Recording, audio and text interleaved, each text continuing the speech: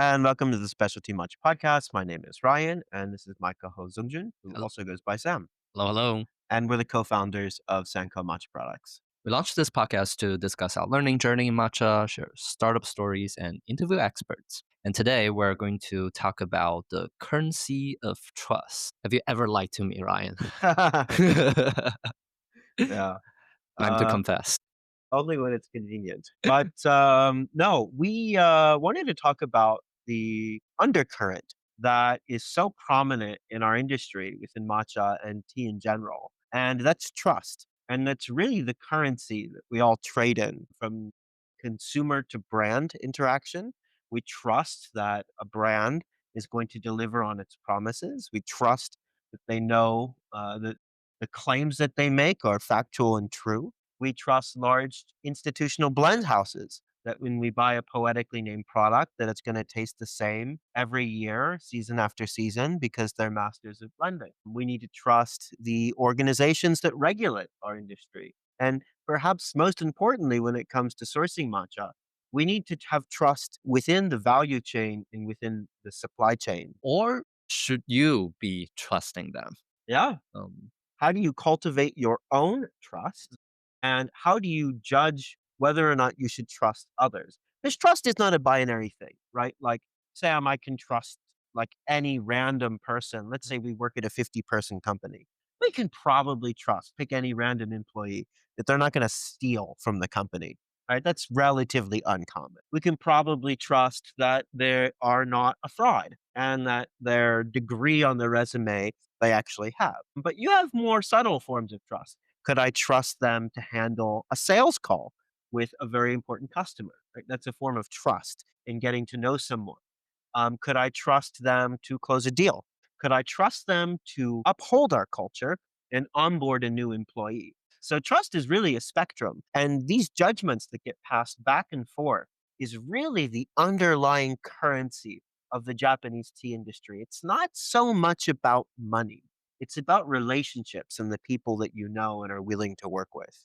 yeah, and these trusts don't come they they they don't necessarily come as a default.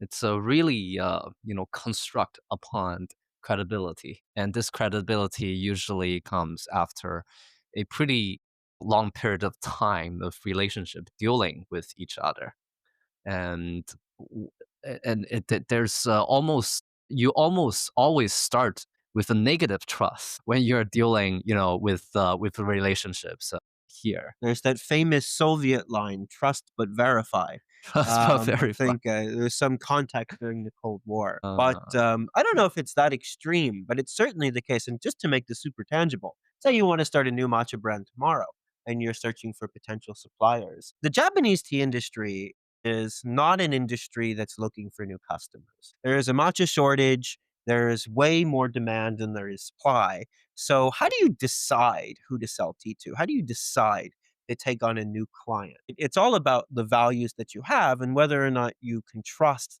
your values, at least to some extent, align with the people that you're selling to, especially to Western brands. It's really not that uncommon for Westerners or foreigners or anyone actually outside of Japan to come in and be requested not to reveal the sourcing information. There's a lot of farmers, a lot of very famous farmers actually, that will not let you use their name to yeah. represent them and their product on whatever brand or stage that you're standing on. Yeah, I mean, like once the tea is out of Japan, it's basically out of their control. Actually, out of their warehouse is out of their control, and they have no idea how their tea will be represented, or be prepared or be consumed or perceived by the end consumers. The trust, like by revealing their identity, that forms a association with a different brand. You're basically bounding yourself with their reputation, which is like a pretty serious consideration. If you're basically handing your own company life to a different entity that will be representing you overseas. Yeah. And so, like, when you want to source, it's all about trust building in the beginning in Japan. There's very few, maybe even when we started, meeting producers before the matcha boom, I guess about a year ago, year and a half in 2024, 2023, it was a little bit more transactional.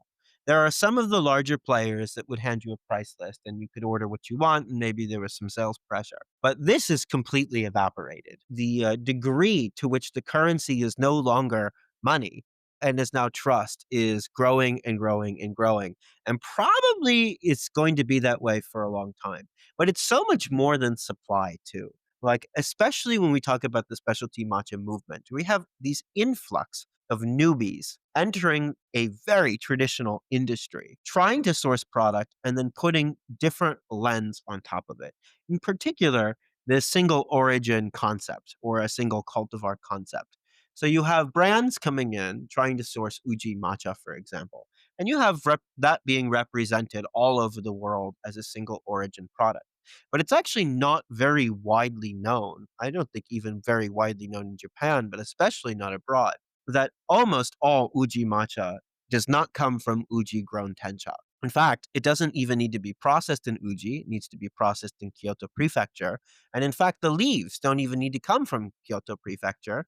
They can totally be legally allowed to come from Nara, Shige, or Mie, neighboring prefectures. So we know of a lot of brands that label and sell Uji matcha as a single origin product where we know that they're not getting their tencha or that tea is not coming from 35-ish families that still produce tea in Uji. So calling that a single origin product by most people's modern understanding, by most people's parlance, semantic understanding of this word, is a form of mismarketing. Yeah, but this is a very interesting phenomenon, right? Like Ryan, who do we blame to? Like who is lying to who? Yeah, Like that's exactly it. this is very like it's almost like people are not like aligned with their expectation and their communication, right? Like the people in Uji are doing their own thing. They've been blending tea for centuries, and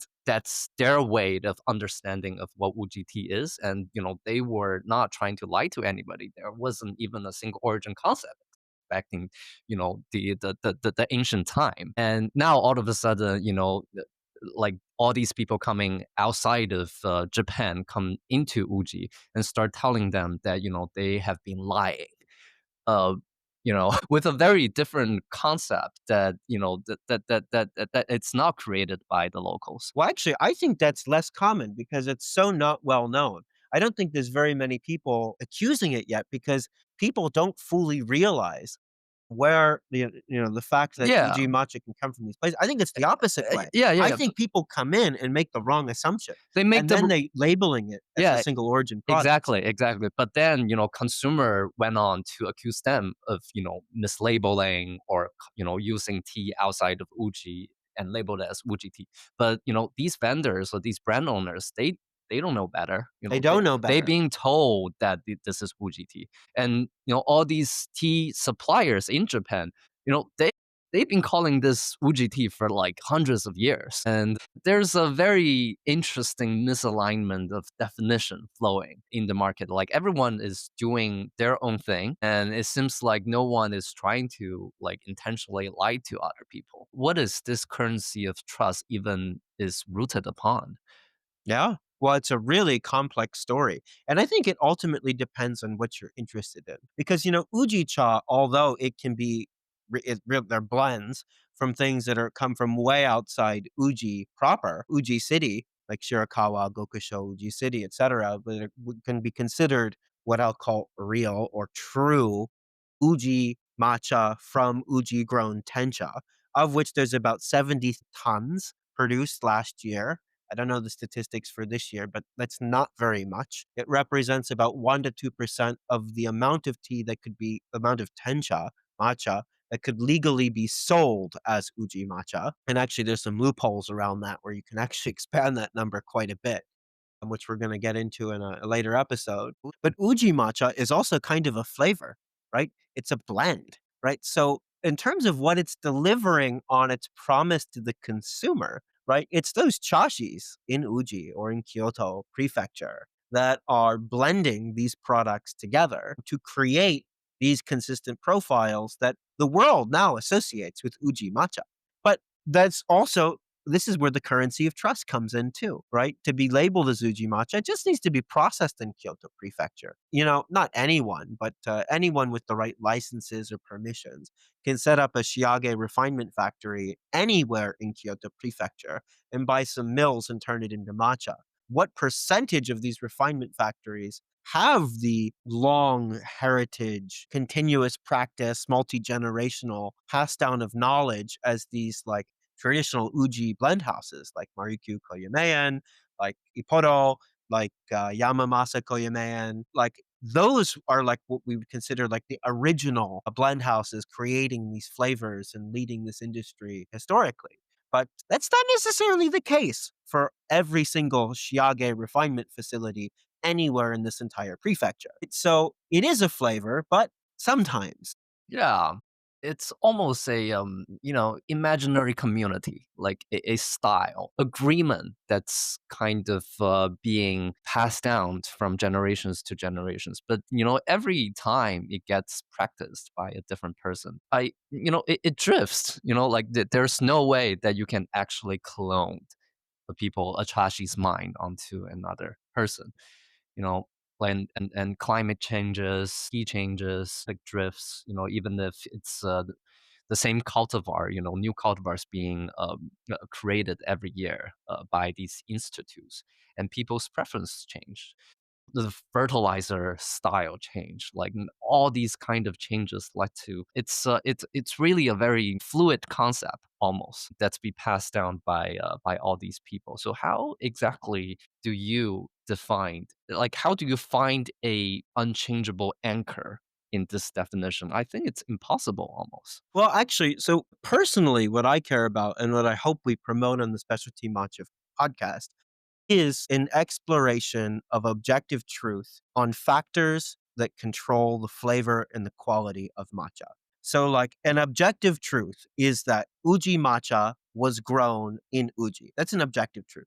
And it might taste different than a same cultivar grown in Uji Tewara, which is not that far away, or in Wazuka, or in Ide town, or that same cultivar grown in Fukuoka, right? Like, we live in a very weird world where if you really care about objective truth and associating objective truth about a product and its flavor, you basically have to assume that everything is fake and mislabeled until proven otherwise. Like in my beginning of my matcha journey, when I started taking matcha seriously, I really wanted to understand uji as a flavor. I wanted to be able to blind identify uji as a flavor. I spent hundreds of dollars walking around Kyoto and Uji buying Uji matcha. And I would ask, is this from Uji? I would get yes, yes, yes, yes, yes, right? It's That trust is now broken in me on my personal learning journey. I now have to assume that I'm being lied to. But the nature of that question, it's like they're answering a different question than I was asking, even though it's a very simple question. But I wasn't aware of their context of what uji matcha has historically been and what the legal definition of uji matcha was. I'm asking about origin. They're answering like it's like as if I'm asking is it like from Nike or is this Lululemon or something? Like it's like this brand idea, not that it was actually manufactured and actually sourced from a certain place, which was obviously my intention. yeah, Where there's these trust chains get broken, they get broken at these very interesting cross cultural points, and this is one of them. Yeah, it's really, yeah, it's almost really the wrong question to ask, or a wrong kind of framework to try to understand a concept. But like also can you call it wrong? Like this is what consumers are caring about. And this is a industry that is so that it has its own culture, its own definition of things, and doesn't necessarily have a good answer yet to this very new question or concept. Like how do we react to this reality? Because it's almost not a currency of trust, right? Like it's Trust, but at the level of, like, the judgment and context, it it is trust. First, you have to have understanding because to have trust. And I guess it's a more base layer. We don't even understand each other. yeah, we don't even understand each other. There's no like even there's just no credibility to begin with. Like people are talking over each other, and it's not uh, there isn't really a definition being aligned yet. Like this is as if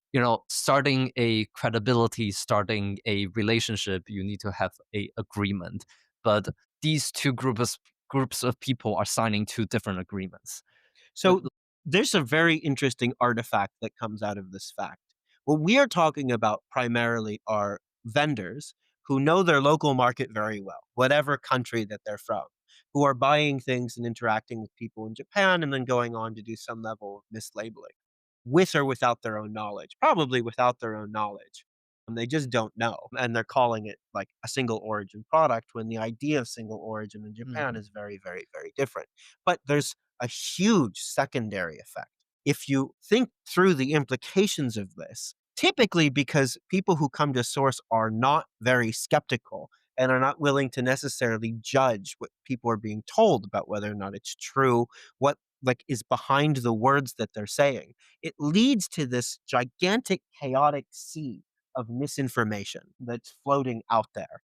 Where people are selling Uji tea that is 100% Kagoshima, claiming that it's single origin, talking about Uji terroir and Uji processing history. And it really is just a fantasy story that is completely non existent. And this exists for Chinese matcha too.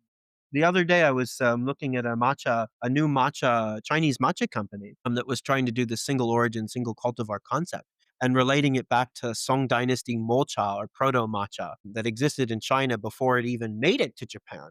And they were saying that areas around Hangzhou and Zhejiang have actually always been growing matcha. It just wasn't very well known. And they've had been doing this since the Song Dynasty. I mean, that is just objectively Mhm. false. They clearly met someone who told them this story, which is fantasy and entirely historically inaccurate. Modern matcha production in China is entirely contemporary. It is not a continuous practice, but they bought into these narratives. And if you're not questioning what you do, the secondary implications of that is you have this sea of misinformation for people to sort through. And it leads to a lot of contradictory stories floating around out there. And it makes it really hard to form your own judgment. Because let's say you're coming into matcha with relatively little context. How do you know who to believe? Like, that's a lot of sorting to do. Yeah. How do you learn? And then how do you learn on top of that when you can't even rely on what you perceive as an objective truth? Like, this tea is Nishio matcha. This tea is Yame matcha. This tea is Shizuoka matcha, which we learned about until relatively recently. A lot of Shizuoka cha actually had a very large percentage of Kagoshima blended into it. Now I don't think it can be labeled that way because they've changed the regulation rules. But even for things that you would think are safer, are not. It's not an objective truth. It just happens to be where that tea is being sold from, but it has nothing to do with where it was grown. Oh, exactly.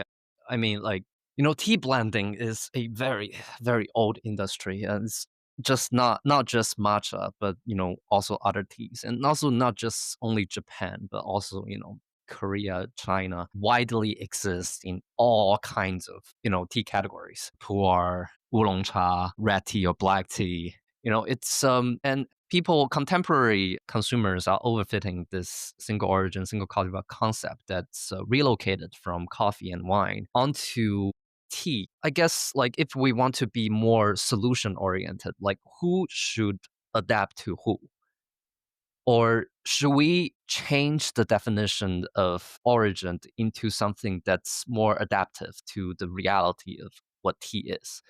Like, if we are trying to find some like less changeable, less flexible anchors in the world of tea, let's use matcha as a example. A shiage factory, that's a place that people are usually moving their tea to do processing, and they usually have their own style and their own equipment that will be inputting into the outcome, the end flavor profile of a certain tea. That's almost like a more correct geo definition of a tea other than the terroir itself. Like the weather change every year, like different usage of fertilizers will really, really change the profile of a tea. Like using a geolocation as a definition or as part of the definition for a certain flavor profile is almost wrong when it comes to matcha.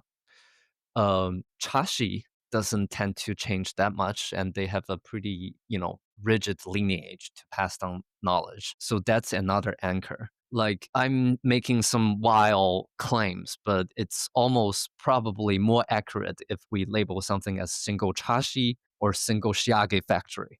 That would be actually more representative than a single cultivar or a single origin. Yeah. No, I agree with that. And origin has all of these very complicated things. It's not just terroir. It's the blending style, it's the processing style, it's all the hands that touch the matcha that lead to its very unique and interesting flavor characteristics. So that concept of single origin needs to be revised. Linking it But back but to but that's the question that people keep asking. Like people keep asking about single origin, single cultivar. Like it's really not representative. no. Yeah. Yeah. So So yeah. it's really a misalignment of questions and answers, and like you are almost trying to start a lawsuit to a different entity using a different agreement. Like like people are signing different contracts. Like the language is not aligned. The definitions are not aligned. Well, I guess that's part of creating trust, though, is creating that alignment and even making sure that you're talking about the same thing. I mean, there's a lot of producers too that care a lot about the way their tea is marketed and to like are very specific. I want this to be very well known that this is actually from Uji grown tencha, for example. Or we're proud that this is Wazuka tea, and we want it to be sold as such. So, I mean, it is moving into a way where we're getting closer to objective truth about it. You know, you see all of these single cultivars. And we trust that when we buy things that people aren't mislabeling them. But it's these really soft spots that become a real problem spot. But there's a lot others in the industry too. I mean, a huge one is the people who have the final control over the matcha itself. When you sell matcha as a brand, you have to trust that the person preparing it is going to do right by your brand and make it in a quality way. Matcha's super easy to mess up. Oh It can yeah. be clumpy. You can have no foam. You can use too hot water. The water quality can be low. And there's a really interesting story here. Is that James Freeman, the founder of Blue Bottle, back when Blue Bottle was very cool. I think it was around 2015, 2016 had announced that they were walking away from all of their wholesale, which represented 20% of their revenue. So, in other words, Blue Bottle would supply their coffee to cafes. Cafes would brew it and advertise that they have Blue Bottle coffee, which represented a very non negligible portion of their business. Very similar to a lot of the B2B matcha companies that exist that are brand owners. But these brand owners also have to trust, are they going to represent my matcha well, my brand well? That currency of trust also really matters. And we've seen James from No Bad Matcha drop accounts, very probably like profitable B2B cafe accounts who are not preparing the matcha well, were not doing anyone justice, not doing the farmers justice, the name of Japanese matcha justice, or his brand justice, and he dropped them. That's like another huge thread of currency of trust in this industry, just because it's so easy to mess up. Oh yeah, I mean, it's just like coffee, right? It's not a finished product. And they are being skeptical, I would say rightfully so, because, like the ways of prepping matcha is just, so different than, what's traditionally being done in Japan nowadays out in the world. And and that's really just one end of or one segment of this long, long currency of trust. Very interestingly, we learned recently that a lot of the farmers, everyone knows that producing tencha is very lucrative. But a lot of farmers are in Japan are still very reluctant in switching to making tencha because even making tencha is not a finished product. Tencha gets blended into all of these larger batches all the time, it's not representative to their own definition or their own ways of making tea. Like for them, making sencha, making wakocha is actually more representative because they have the capability to create a nearly finished product. But that's not the case for tencha. For It's tencha, a case for creative expression. yeah, yeah, yeah, like tencha is really a ingredient in this long chain of product manufacturing, and they have no control of the outcome either, which is very interesting. And then like, and for these tea makers, for the tension manufacturers, sometimes they're not even they don't control also like sometimes they control the fresh leaf supply either.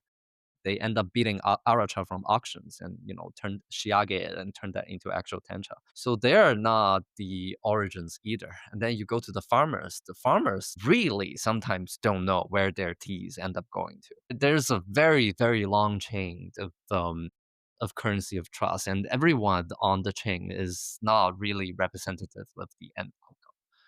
Yeah, that's interesting. Really is a collective mindset. You do see like regulatory pseudo regulatory agencies.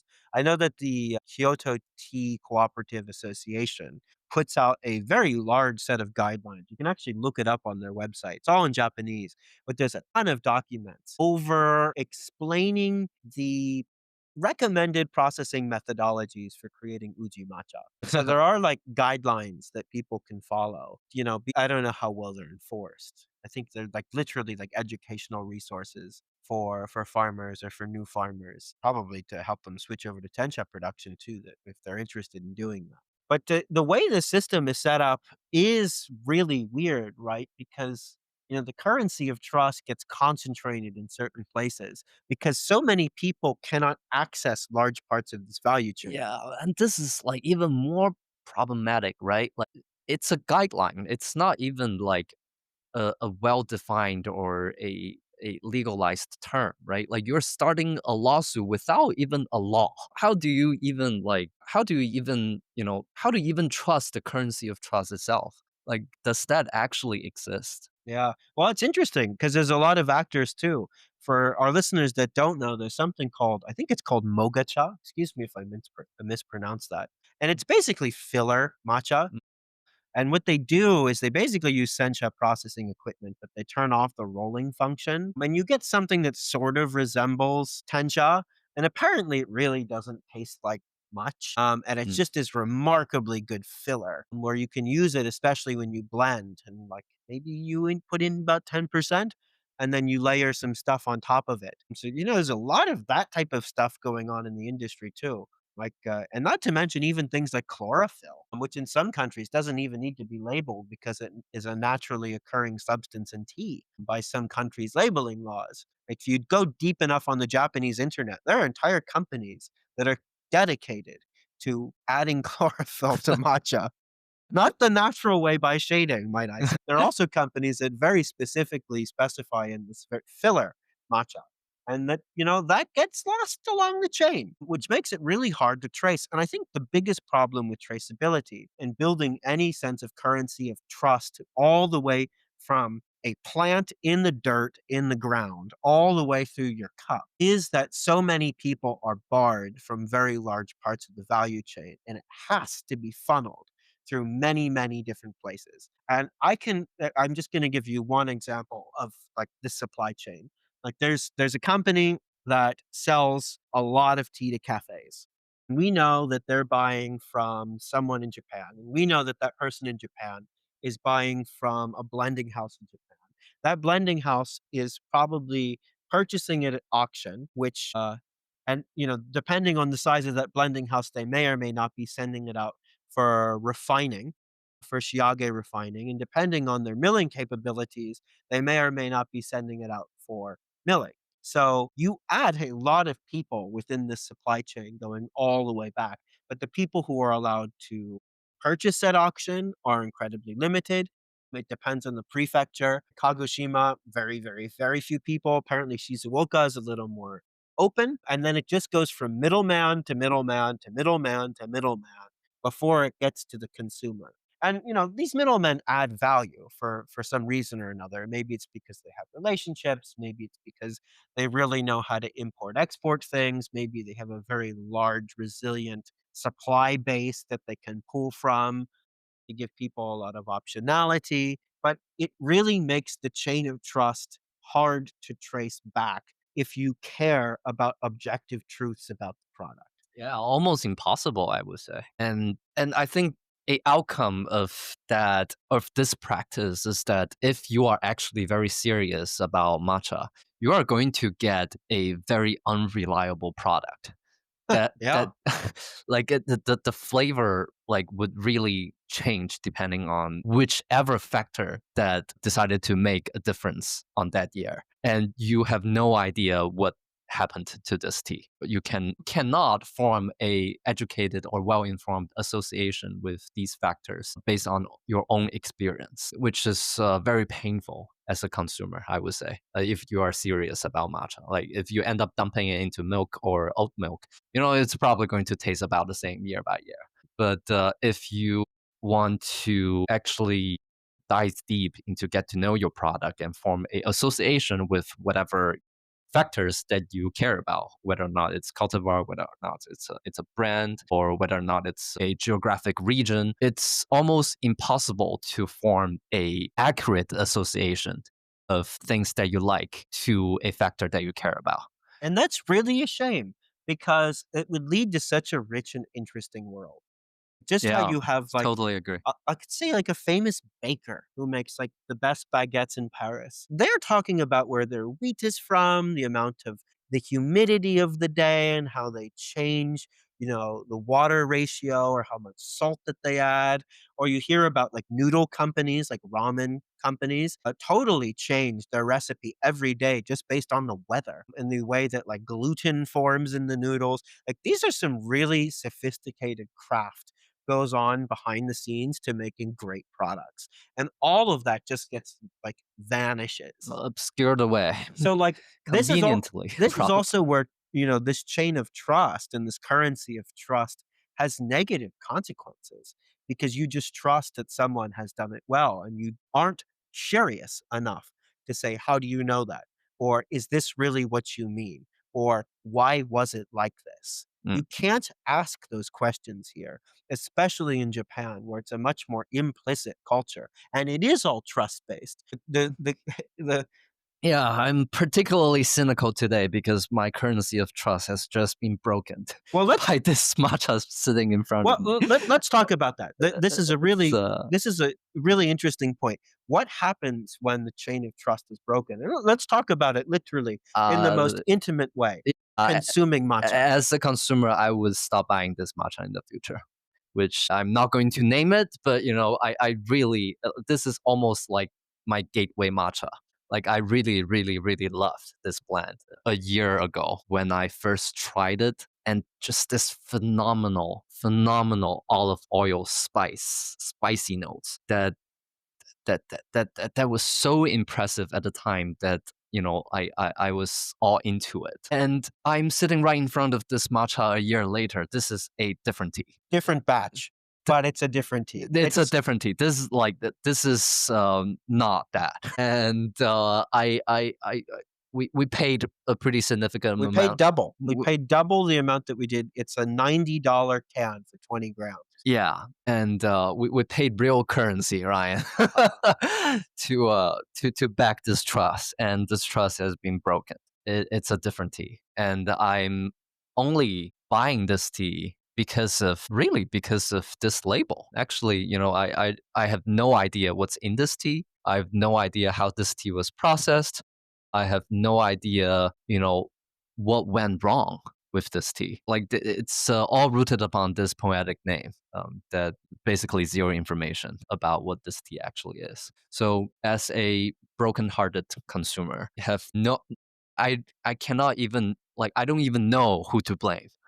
Um, Yeah, that's interesting. what brand what like it's the ingredient or the chashi or like the milling house or different shiage factory. Did it get forgotten on a truck somewhere and sit in the hot sun? Exactly. this is like really frustrating and painful. Yeah. Well, I mean, that's a huge currency of trust, and arguably the most important currency of trust historically is the relationship between the consumer and these traditionally blended products. In a former episode, which we highly recommend everyone listening to, are poetic matcha names harmful? These traditional companies don't give you any detail. You don't know the cultivar, you don't know where it was from. It's some blend that's supposed to taste the same every year, and the quality is supposed to live up to its reputation. And with the matcha shortage now, we see price increases. This tea has literally doubled in price since 1 year ago. Even we were here 6 months ago, and it increased another, I think, 30,000 yen from the last time that we saw the price for it. And I've heard rumors that it's going to go up another. So it would have effectively tripled within the span of about 18 months, less than 18 months, actually, which is insane. When I'm not paying for that, Yeah, right? but that's the thing. When the currency of trust is broken, especially when matcha prices are getting higher and higher and higher, the only way that this works in anyone's favor is if consumers have lower expectations and are like literally willing to spend double the price. And it just like didn't translate. So all of the best highest end matcha, especially for Uji matcha that we've ever tasted, has tasted better as koicha than as usacha. And this is a very koicha grade matcha. This one tasted better as usacha than it did koicha. So very disappointing. We're also like, we're not totally like random people tasting matcha. In our prior career, for me, it was for 8 years. For Sam, it was 5 years. We worked at the intersection of AI, flavor, and sensory analysis, or the analysis of taste. So I've literally done like tens of thousands of flavor analysis reviews on a wide variety of different products. So sensory is not something that's very new to us. And we took a lot of notes on this tea, and the same blend from a year earlier, it's a different tea. I would say I took a lot of notes of the same blend a year ago. Not a lot of notes for this one sitting in front of me. That's funny. The lack of complexity is real, and the lack of character is real. Yeah, I mean, it's shocking. It's from a very well-known, reputable brand. It's a poetic name that's particularly popular and prized and revered.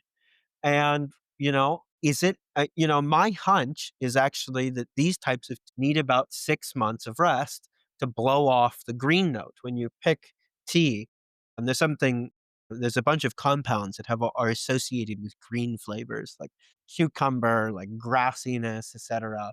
And historically, you age it for about 6 months underground in a chatsubo, and you open it up on the Japanese tea ceremony holiday, Robiraki, in November. And after that, it's had some time to mature. You have some degradation of catechins, and you have preservation of amino acids. So you reduce the bitterness and astringency, and it still retains its sweet umami character when you have some rebalancing. And we're in September right now, so we're still 2 months away from the Robiraki holiday. And this is probably from this year. And maybe there's just so much pressure to get these products out that they're releasing them a little bit before that they're ready. But we don't know. We don't know. All could be overheating issues. So we're relying on someone's judgment who has a brand promise. Every poetically named product is a brand promise, especially from a large blend house, and it doesn't taste the same. Now, is this the end of the world? No. Like, I mean, we're sitting here like in a relatively, we have nothing to complain about, right? I don't We know, just spent Ryan. $90 on a can of matcha. It felt like the end of war for me for a while. Look, Good thi- 5 minutes. This really was your gateway matcha, your aha moment. Yeah, my aha moment. We don't know where that flavor came from or how you can find it again. And I mean, this is my criticism of the industry and this currency of trust. The more context and knowledge that you have learning about matcha, the more you realize that you have to assume that everything is fake until it's verified. And Uh, it's nearly impossible to build preferences to understand where flavors are coming from because you can't get access to the reference samples. And no one tells you how these flavors are created. If we knew that this year there's way more samidori in this blend than there was last year, right? Maybe that explains some of the variation. But in an industry where everything is masterfully crafted and always presented as perfect, no one's selling intentionally flawed tea, then there is no way to learn. And by the way, one person's flaws might be someone else's preference. Oh, yeah. Like Totally it's possible. like these flaws in the idea of quality is actually a relatively socially constructed arbitrary concept. Maybe these bitter floral things might just turn into this crazy, ridiculous flavor profile that's incredibly fragrant the moment it hits oat milk. Problem is that the old Japanese men who do the sorting and the grading say defect, defect, defect. I'm going to use this and blend out this flavor. Aren't thinking about that potential outcome. And I mean, this is a great example of a lack of diversity in the creation of these new products. You have a lack of imagination, you have a lack of world experience, you have a lack of curiosity, you have a lack of understanding of other people's preferences. Now, who are we to judge a several hundred-year-old industry? Just the way that it is here. But it is a real missed opportunity, especially as the international consumer base of matcha is growing. I totally agree. And I think that's a very difficult problem to solve because of the reality of how segmentized this whole chain is for matcha. Like the manufacturer, the farmers, and the brands, they are all being separated away from each other and from the end consumer by so many different layers of middlemen and making a very healthy consumer feedback loop quite impossible. So I guess this is not very a solution oriented complaint, but it is the reality that we are facing today is that as a consumer, you almost have to adapt yourself into the current system because it's really difficult to make any changes at the moment for matcha. And the best way to navigate in a world where the primary currency of bringing matcha to market is trust, not money, because there's overwhelming demand. These farmers have no problem selling their products, or these middlemen have no problem selling their products. The way you build up this trust and the mental model to judge what other people are saying is to arm yourself with as much context and as much knowledge as possible, right? To have the framework. When you say this is Uji matcha, does that mean it's from Uji grown tencha, right? Anyone who has that, right? That's a great question. And then a lot of people are actually very honest. They say, oh no, this is from blank. Okay, great. In Yeah, fact, I would love to sell it as blank and not as Uji matcha. yeah. Or just lower your expectation. Yeah, heartbroken moment will be less painful. No, I mean, let's talk about the objective truth for like people who work in this industry and are trying to bring stuff to market. It's about asking the right questions and about understanding what people mean. And the only way you can build trust in your own judgment to the conclusion that you come Yeah, to yeah, is yeah. to understand the context of other people. Yeah, be transparent to this whole mess. I think is one way of building the trust as well. And Just show what you don't know about it and actually educate the consumer that how complicated this whole situation is. I think, at least get some alignment with someone in this very, very long chain of relationships. Yeah, and Uh, just being more straightforward. And that's what we intend to do. And I'll tell a story to conclude this episode. We're sourcing a bunch of tencha at the moment, and we're making our first real, like large scale, large-ish scale. We're still a very tiny player. Tencha purchases at the moment. And some farmers or some producers are willing to tell us a whole lot more than others. We even have like the exact fertilizer recipe for some of our sources. And in others, we know next to nothing. And as we like think about like labeling these and putting it on a website, we know more about some of the products that we source than others. Trust them. We ask for chemical pesticide residue reports. Like there's all this type of thing that we trust. But like if we want to know the exact number of days shaded or the blend composition, cultivar blend composition, or the fertilizing practices or the shading methods or the processing methods. We just don't know. So what do we say? And then you anticipate these things like consumers asking, oh, wow, you had all this great detail about this one product. Why don't you have it for this other? And the reality is, well, we don't know. we don't know, and we don't know the person that we bought it from well enough to ask it. And in fact, we were really just lucky to get this at all. And we don't really have the cultural or social capital to go back and ask what are sometimes perceived as relatively intrusive questions. People in this industry are not used to being asked all of this detail. It almost sounds like we're spies, like with my list of questions. Like, can you please provide the fertilizer, the processing style, shading style, number of days shaded, exactly where the tea was from.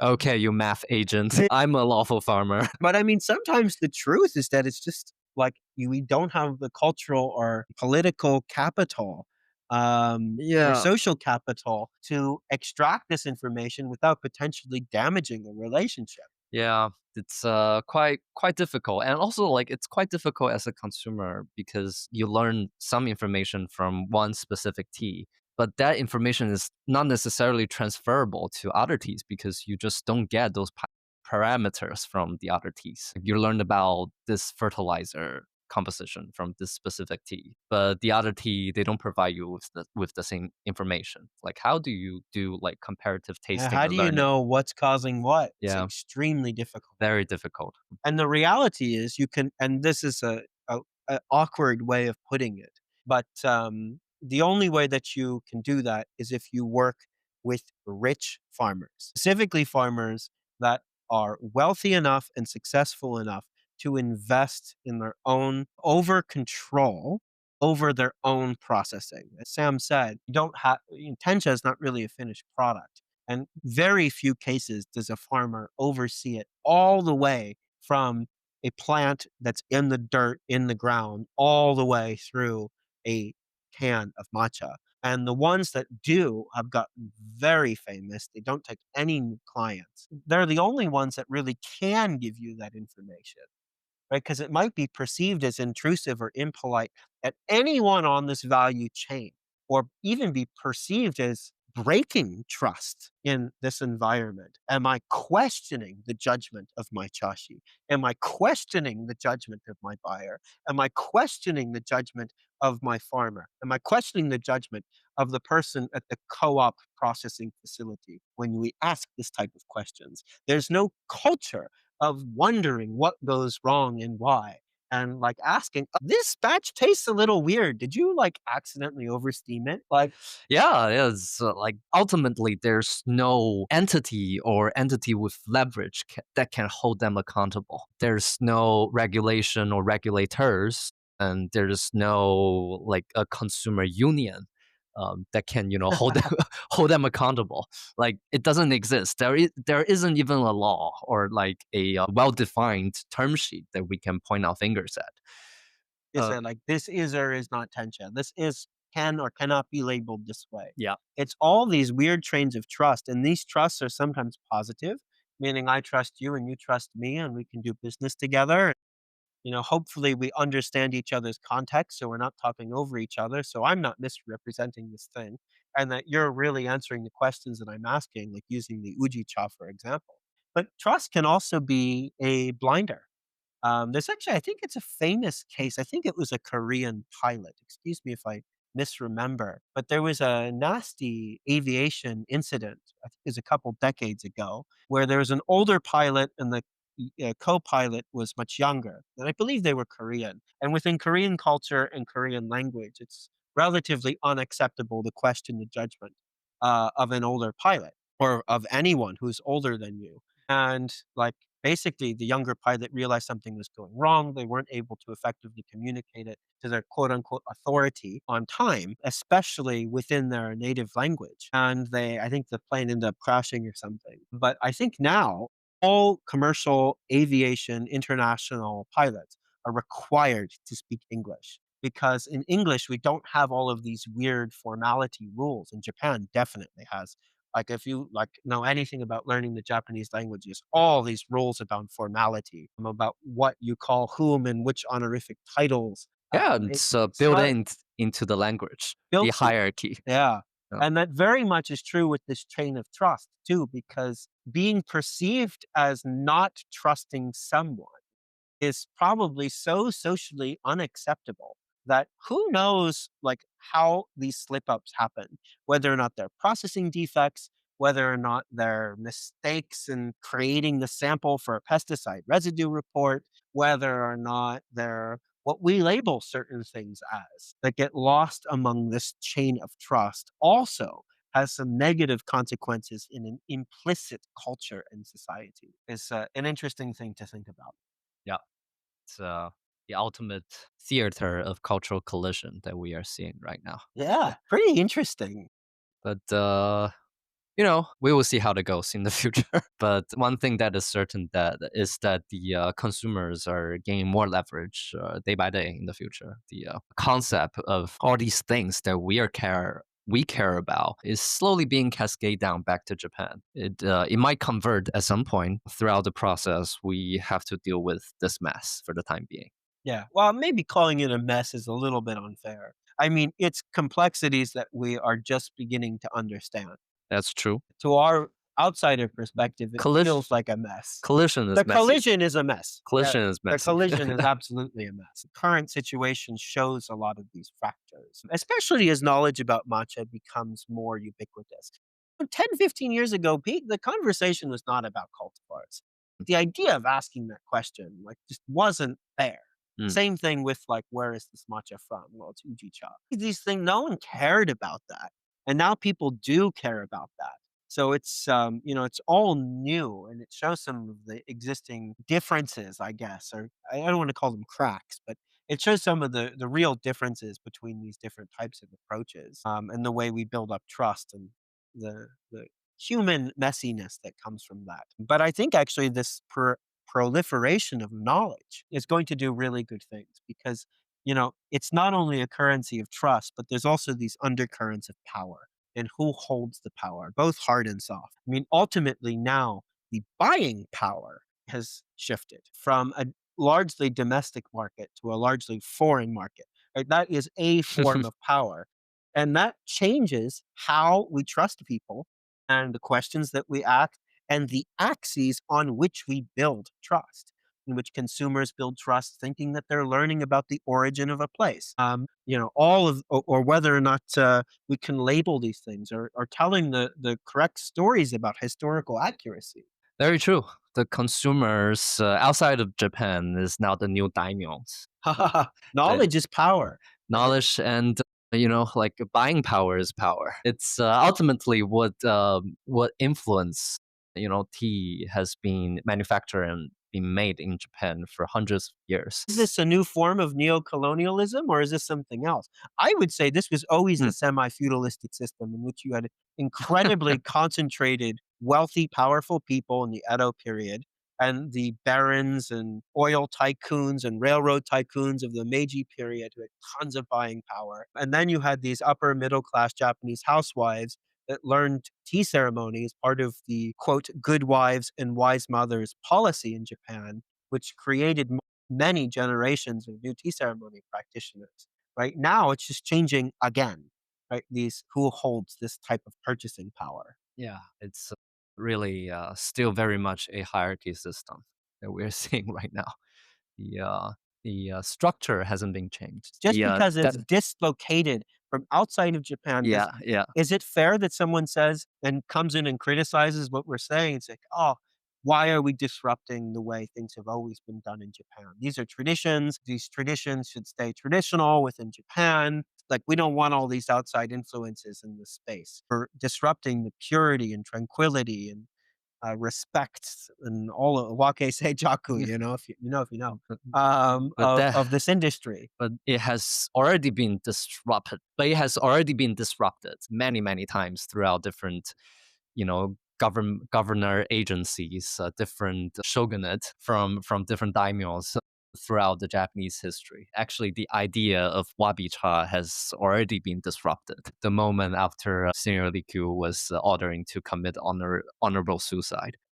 Wow, some would say it was a pseudo form of martyrdom and help the wabi cha, wabi aesthetic live on potentially even stronger. Yeah, but I don't know. The idea of this humbleness has, like really never been true. It's always about money and label and hierarchy and power. When you really study these histories. That'd be an interesting episode to do, is to look at the undercurrents of the currency of power. Maybe this Hmm. can be a series. Currency of trust, we can do currency of power. Could be an interesting one. Yeah, we might need some guest speakers to learn more from this very interesting culture dynamic. Yeah, I'd love to do an episode just like mapping the matcha supply chain, like really, really deep dive and look at all of the different avenues that matcha makes it to market, which are actually just different business models. Let's be honest here. Like matcha is a business too. It's Mm. that often gets forgotten. Yep, Even the tea ceremony schools are a business. it's a company. The currency of money still definitely matters, but Yeah. currency of trust in a traditional industry like this really, really holds a lot of power, which is worth investigating and talking about. All right. Thanks so much for listening. And if you enjoyed this, please consider sharing it with a friend. And we'll see you on the next one. Thanks. See you in the future.